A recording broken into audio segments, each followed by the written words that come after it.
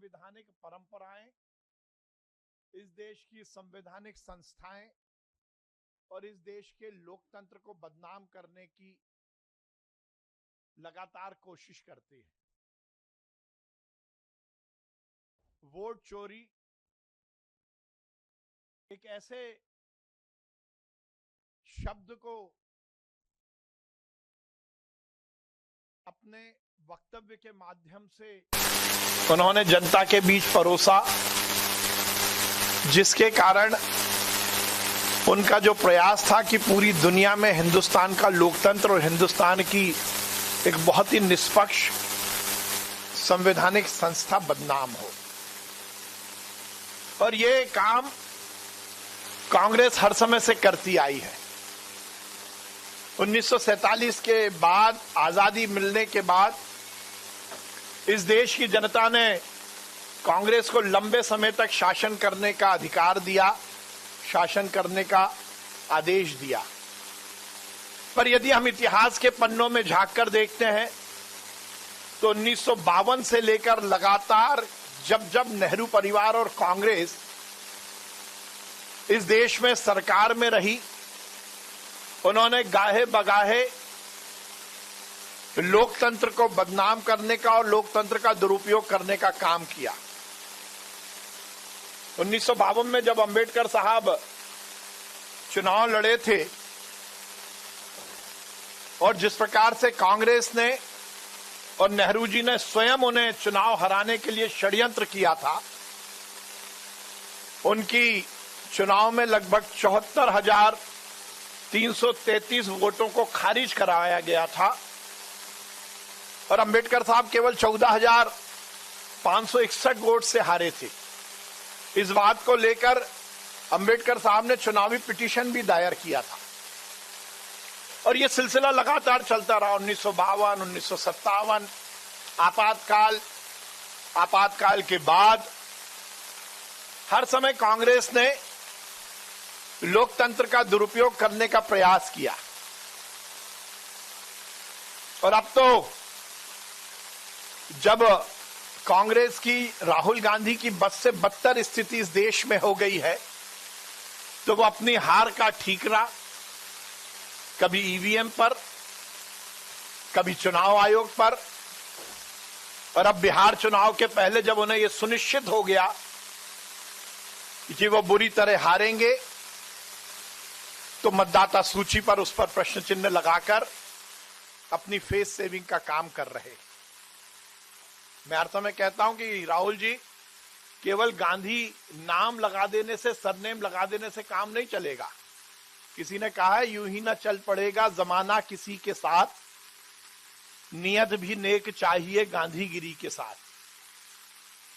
राहुल जी को अपनी नियत पर, अपनी रीति पर, अपनी नीति पर, कांग्रेस को तो बाकी जगह जहां आपकी सरकार बनी है वहां क्या सरकार बन पाती? और यदि सही मायने में तो राहुल गांधी और कांग्रेस के नेता जो इल्जाम लगा रहे हैं उसके बारे में हमें कुछ कहने का की जरूरत इसलिए नहीं पड़ती कि उसका खंडन तो कांग्रेस के कर्नाटक के सहकारिता मंत्री जी ने स्वयं कर दिया। और कांग्रेस की आंतरिक लोकतंत्र की कितनी बदहाल स्थिति है, ये इस बात का जीता जागता उदाहरण है कि कांग्रेस के यदि मंत्री, कर्नाटक के मंत्री ये कहते हैं कि सही मायने में तो हमारी सरकार ने, कांग्रेस की सरकार ने वोटर लिस्ट में गड़बड़ी की, तो उनको बर्खास्त किया जाता है, उनको अपनी सफाई देने का मौका भी नहीं मिल पाता।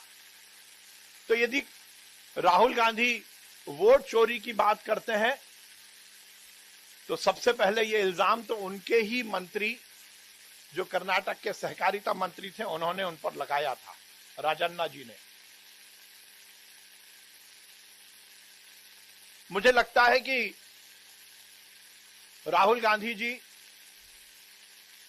और कांग्रेस के नेता केवल और केवल इस बात की सुपारी लेकर राजनीति कर रहे हैं कि उन्हें इस देश को बदनाम करना है। वो अर्बन नक्सलाइट जैसा काम कर रहे हैं। नक्सली आंदोलन का मूल यही होता है कि व्यवस्था के खिलाफ बिना किसी जानकारी के, बिना किसी तथ्य के असंतोष पैदा कराया जाए। और जिस प्रकार से राहुल गांधी जी झूठ फरेब की राजनीति कर रहे हैं, यह उसी का प्रयास है। आप लगातार चुनाव आयोग पर इल्जाम लगाते हैं, ईवीएम पर इल्जाम लगाते हैं, पर वो इल्जाम केवल प्रेस कॉन्फ्रेंस तक सीमित रहते हैं। आप उठाकर देखिए कि एक भी बार कांग्रेस ने आधिकारिक रूप में कोर्ट में या चुनाव आयोग के समक्ष जाकर अपनी आपत्ति दर्ज की हो। बिहार में एसआईआर चल रहा है, उसको लेकर भी केवल मीडिया के माध्यम से प्रश्न चिन्ह लगाना। सुप्रीम कोर्ट ने भी कहा यदि आपत्ति है तो आप आइए। चुनाव आयोग ने 2-2, 4-4, 5-5 बार बोला कि आपको आपत्ति है तो हमारे पास आकर बातचीत कीजिए। मध्य प्रदेश के बहुत सारे नेता, मैं नाम नहीं लेना चाहता, पर ईवीएम को लेकर, हैकिंग और उसको लेकर क्या क्या बात की, पर जब चुनाव आयोग ने बुलाया तो वो गायब हो गए, क्योंकि उनके पास तथ्य नहीं है। उनको लगता है कि 100 बार झूठ बोला जाएगा तो वो सच हो जाएगा, इस कहावत पर वो काम कर रहे हैं। पर राजनीति में, यथार्थ में ये नहीं होता, क्योंकि राहुल बाबा, युवराज के नेतृत्व में कांग्रेस 90 बार चुनाव हार चुकी है। उन्हें लगता है कि आगे नेहरू परिवार के नेतृत्व को हमें यदि स्थायी रखना है तो हमें झूठ और फरेब की राजनीति को आगे बढ़ाना होगा। और जिस प्रकार से बिहार चुनाव में जनता ने पुनः मन बनाया है कि भाजपा जीतेगी, एनडीए जीतेगी, तो उन्हें लगता है कि उससे पहले फेस सेविंग के लिए हम इस तरह की बातें जनता के बीच उठाएं। हम हर समय कहते आए हैं कि हम लोकतांत्रिक व्यवस्था का पूरी तरह पालन करते हैं और इस देश के संविधान, इस देश की संवैधानिक हर व्यवस्था का हम दृढ़ता के साथ निर्वहन करते हैं। एक बात मैं और कहना चाहता हूं, आप इस बात पर जरूर गौर करेंगे, जब जब इस देश के मान और सम्मान का लोहा दुनिया मानती है, तब तब राहुल गांधी जी इस देश की व्यवस्थाओं पर प्रश्न चिन्ह लगाकर अंतर्राष्ट्रीय स्तर पर हिंदुस्तान को बदनाम करने की कोशिश करते हैं। यदि हमारी सेना दृढ़ता के साथ आतंकवाद के खिलाफत के लिए यदि सर्जिकल स्ट्राइक करती है, जब इस दुनिया में इस देश का नाम, हमारी सेना का नाम आगे बढ़ता है, तो राहुल गांधी उस पर प्रश्न चिन्ह लगाते हैं। यदि एयर स्ट्राइक होती है तो राहुल गांधी जी पाकिस्तान परस्ती की और चाइना की भाषा बोलते हैं।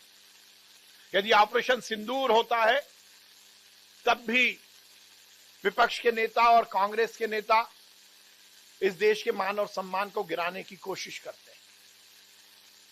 अब 15 अगस्त के पहले जब पूरा हिंदुस्तान तिरंगामय हुआ है, जब लोगों को लगता है कि तिरंगा के मान और सम्मान के लिए हर एक व्यक्ति खड़ा हुआ है, तो फिर हिंदुस्तान के संविधान और संवैधानिक व्यवस्थाओं पर प्रश्न चिन्ह लगाकर वो हिंदुस्तान को बदनाम करने की कोशिश करते हैं।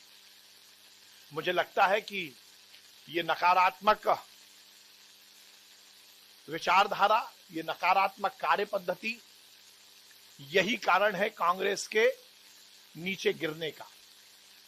कांग्रेस पूरी तरह से हताश है, कांग्रेस पूरी तरह से निराश है, कांग्रेस की जनता में पूरी तरह से साख खत्म हो चुकी है। इस देश की जनता ने माना है नरेंद्र मोदी जी और भारतीय जनता पार्टी ही इस देश का भविष्य है और उनके नेतृत्व में यह देश एक नए कलेवर में स्थापित हो रहा है। मुझे लगता है कि कांग्रेस को नाचना आवे आंगन टेढ़ा जैसी कहावत पर नहीं चलना चाहिए और उन्हें यह सुनिश्चित करना चाहिए कि अपनी नीति, अपनी नियत और अपना नेता ये ठीक करें। जब तक आपकी नीति ठीक नहीं होगी, जब तक आपकी नियत ठीक नहीं होगी और सक्षम नेतृत्व नहीं होगा, तब तक आप जनता में पेट नहीं बना सकते। केवल दूसरों को गाली दे देने से काम नहीं चलेगा। ये वोट चोरी जैसे शब्दावली का उपयोग करके संवैधानिक व्यवस्था पर प्रश्न चिन्ह लगाना, ये कांग्रेस की नकारात्मकता है। मेरे पास कुछ आंकड़े भी हैं। आज दिल्ली में भी अनुराग ठाकुर जी ने भी कुछ आंकड़े प्रस्तुत किए हैं, जैसे रायबरेली का मोहम्मद कैफ खान का मामला। ऐसे बहुत सारे उदाहरण हैं जिनका की वोटर लिस्ट में कांग्रेस के जहां से सांसद हैं वहां पर ही बहुत सारी गड़बड़ियां हैं, पर वो कांग्रेस के नेता इंगित नहीं करते। मुझे लगता है कि ये नकारात्मकता की राजनीति कांग्रेस को और बद से बदतर स्थिति में पहुंचा रही है। मैं कांग्रेस के नेताओं से निवेदन करूंगा कि इस देश में भ्रम की, फरेब की और झूठ की राजनीति को बंद करें।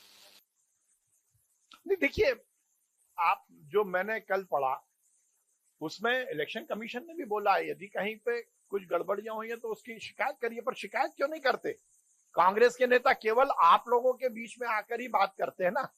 यदि कहीं कोई गड़बड़ हुई है तो आप बताइए। आपने एक भी याचिका दायर की क्या कांग्रेस के नेताओं ने? क्या कांग्रेस के नेताओं ने एक भी चुनाव आयोग में शिकायत की क्या? क्या कांग्रेस के नेताओं ने एक भी प्रमाण दिया क्या? और मेरे पास नाम है, अभी आज जिस बात को लेकर बिहार में राहुल गांधी जी ने कुछ नाम लिए, गुरकीरत सिंह, प्रूफ हो गया कहीं गड़बड़ नहीं थी। आदित्य श्रीवास्तव, विशाल सिंह, शकुनी रानी, राहुल गांधी ने जो जो नाम लिए, जिनका उदाहरण दिया, वो सब तो झूठ हो गया। आए वो सार्वजनिक रूप से माफी मांगे ना राहुल गांधी। केवल झूठ और फरेब की राजनीति नहीं चलेगी। देखिए, हम तो जनता की अदालत को सर्वोपरि मानते हैं। उनके झूठ का जवाब जनता दे रही है, उनके फरेब का जवाब जनता दे रही है, और जनता से बड़ी कोई अदालत नहीं है, इसलिए जनता की अदालत में हम जा ही रहे। देखिए, उन्होंने 4-4, 5-5 जगह जो नाम दिए हैं वो सब आदित्य श्रीवास्तव का नाम कहीं नहीं निकला, उनकी वल्दियत अलग निकली है। और इस बात को लेकर इलेक्शन कमीशन ने अपना क्लेरिफिकेशन दिया है। नहीं, बिल्कुल नहीं डाल रहा। हमें क्यों चिंता, हम तो हर बार जीत रहे हैं, जनता तो हमारा समर्थन कर रही है, हम हर जगह जीत रहे हैं और बिहार में भी हम जीतेंगे। नहीं, ये तो आप इसी को सजेशन दीजिए। नहीं, उसमें नहीं। देखिए, हम जो प्रेस कॉन्फ्रेंस कर रहे हैं उसमें कहीं ना कहीं राहुल जी हम पर भी इल्जाम लगा रहे हैं। जनता ने जो हमें समर्थन दिया है उस पर प्रश्न चिन्ह लगा रहे हैं। मैं ये निवेदन ये कर रहा हूं, ये मैं कोई इलेक्शन कमीशन के प्रवक्ता के रूप में नहीं बोल रहा, मैं भारतीय जनता पार्टी के कार्यकर्ता के रूप में बोल रहा हूं, क्योंकि गाहे बगाहे वो हम पर इल्जाम लगा रहे हैं। नहीं, निश्चित रूप से देखिए, आपने बहुत अच्छी बात बोली। 2018 के चुनाव में भी इस तरह का झूठ और फरेब कांग्रेस ने परोसने का काम किया था, पर दूध का दूध और पानी का पानी सामने आया। अब ये तो आपको ईसीआई से पूछना पड़ेगा। देखिए, मुद्दा यह है कि वो अपने विषय को सही जगह पर पहुंचाएं, इसमें दिक्कत नहीं है, पर राजनीति ना करें। राजनीति करके जनता को भ्रम में ना डालें। राजनीति करके संवैधानिक जो व्यवस्थाएं हैं या संवैधानिक जो संस्थाएं हैं उनको बदनाम करने की कोशिश ना करें। मुझे लगता है ये विषय जो है ये उस फोरम पर उठाएं जिसपे उठाना है। अरे, हमें इलेक्शन कमीशन नहीं जाने की जरूरत है, उनको जाना चाहिए यदि उनकी कोई दिक्कतें हैं तो। अब वो जो भी कर रहे होंगे उनको आने दीजिए। मैंने तो अपनी बात बोल दी है। मुझे लगता है कि कांग्रेस के नेताओं को आप भी सलाह दीजिए कि वो झूठ और फरेब की राजनीति ना करें, यथार्थ की राजनीति करें। बहुत बहुत धन्यवाद। बहुत बहुत धन्यवाद। आप सब लोगों के लिए चाय और नाश्ते की